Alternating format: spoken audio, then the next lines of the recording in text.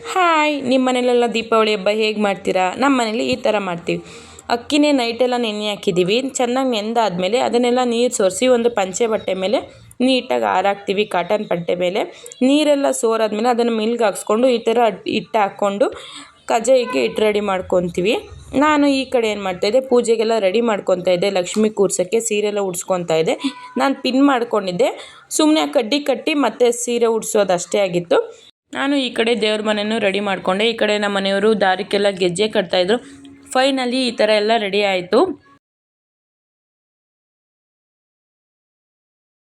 ನಾನು ಈ ಸಲ ಫುಲ್ಲು ವಾಟರ್ ದೀಪ ತರಿಸಿದ್ದೆ ಆಚೆಗಡೆ ಎಲ್ಲ ಇಡೋಕ್ಕೆ. ಯಾಕಂದರೆ ಪಾಪು ಮಿಸ್ಸಾಗಿ ಏನಾದರೂ ಮೈ ಮೇಲೆ ಹಾಕ್ಕೊಬಿಡ್ತೇನೆ ಅಂತ ನಾವೆಲ್ಲ ಈ ಸಲ ವಾಟರ್ ದೀಪ ಹಚ್ತೋ. ಮನೆ ಒಳಗಡೆ ಮಾತ್ರ ಮಣ್ಣಿನ ದೀಪ ಹಚ್ಚಿದ್ದೋ.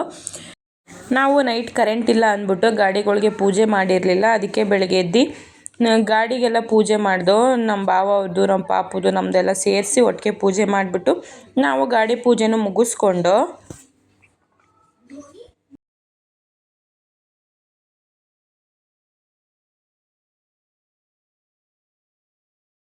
ನೋಡಿ ಬಾಂಬ್ ಒಳಗಡೆ ಸಣ್ಣ ಪಟಾಕಿ ಹಾಕಿ ಕೊಟ್ಟಿದ್ದಾರೆ ಬಾಂಬ್ ಅಂತ ಹೇಳ್ಬಿಟ್ಟು. ನಾವು ನಿಜ ಬಾಂಬೆ ಅಂದ್ಕೊಂಡು ಆಮೇಲೆ ಅದು ನಮ್ಮ ಭಾವ ತೋರಿಸಿದ್ರು ಬಾಂಬಲ್ಲ ಅಂದ್ಬಿಟ್ಟು. ನಾನು ಈ ವಿಡಿಯೋ ಫುಲ್ಲು ಹಾಕಿರ್ತೀನಿ, ಹೋಗಿ ನೋಡಿ, ಲೈಕ್ ಮಾಡಿ.